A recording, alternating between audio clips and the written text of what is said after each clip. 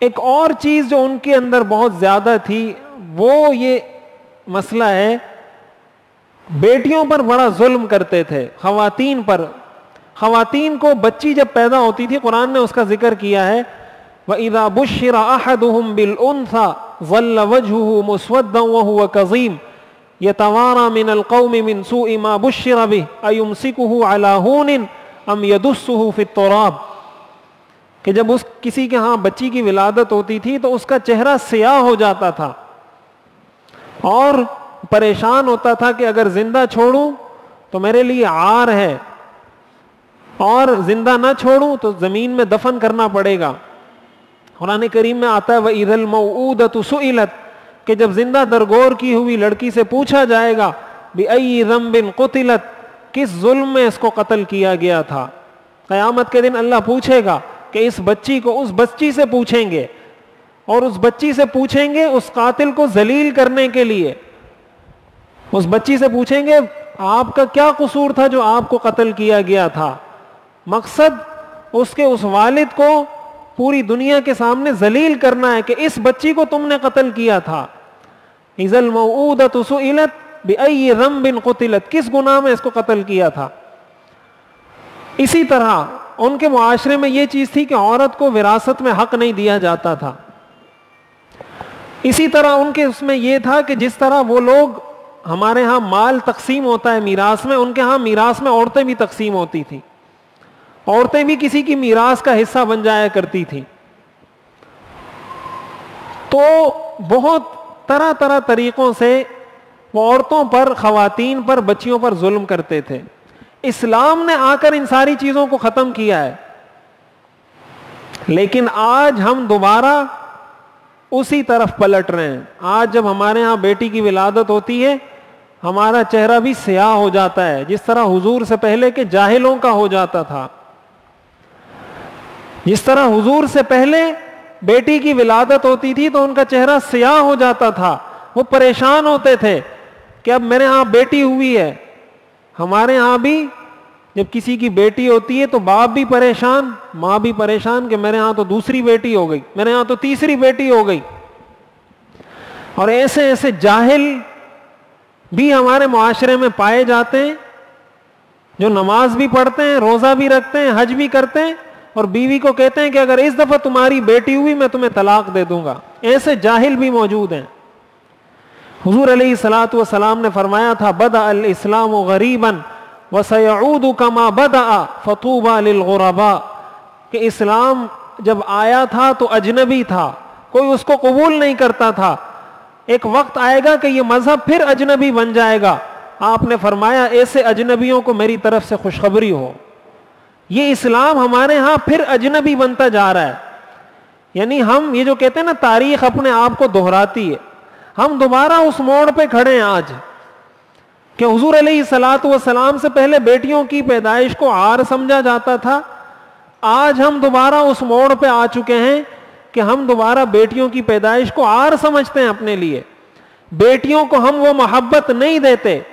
اس زمانے کے لوگ بھی بیٹیوں کو زندہ درگور کرتے تھے، ہم بھی زندہ درگور کرتے ہیں، ہم بھی زندہ درگور کرتے ہیں، لیکن وہ مٹی میں درگور کر دیا کرتے تھے. ہم اپنے رویوں سے ان کو بار بار زندہ درگور کرتے ہیں، اپنے رویوں سے.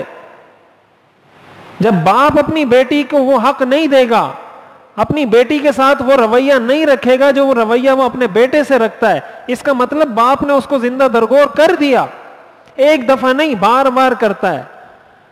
شوہر اپنی بیوی کو اس پر ظلم کر کے بار بار درگور کرتا ہے. ہمارے ہاں تو کوئی داماد بن جائے وہ تو اپنے سسرال کو غلام سمجھتا ہے. اگر آپ کسی کی بیٹی سے شادی کر لیتے ہیں پھر تو ہم سمجھتے ہیں انہوں نے ساری زندگی میرا غلام رہنا ہے.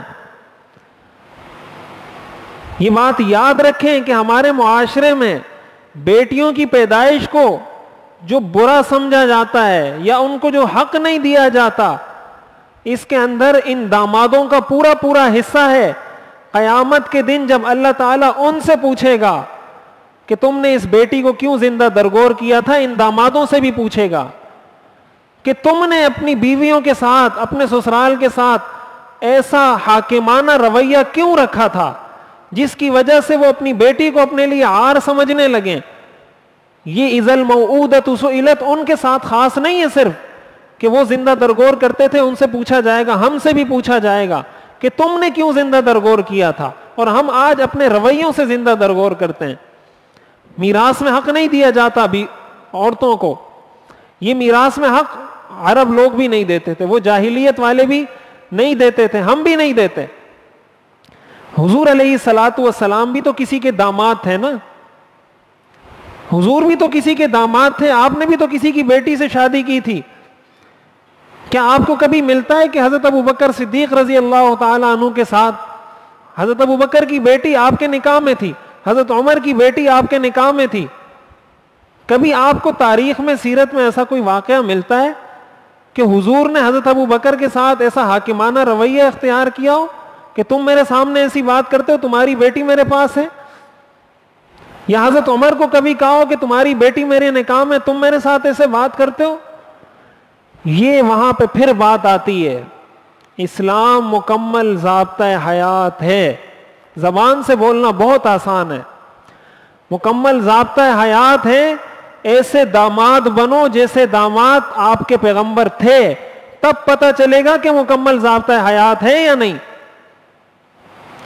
ورنہ زبان سے بولنا تو بہت آسان ہے, بولنے میں کیا جاتا ہے. حضرت ابوبکر صدیق رضی اللہ تعالیٰ عنہ حضور علیہ الصلوۃ والسلام کے سسر تھے, حضرت عمر حضور علیہ الصلوۃ والسلام کے سسر تھے. آپ دیکھیں کہ حضرت ابو بکر کا رویہ حضور کے ساتھ کیا تھا, ایک سسر کا رویہ اپنے داماد کے ساتھ کیسا ہونا چاہیے. خود حضور علیہ الصلوۃ والسلام بھی تو سسر تھے, حضرت علی آپ کے داماد تھے, حضرت فاطمہ حضرت علی کے نکاح میں تھی.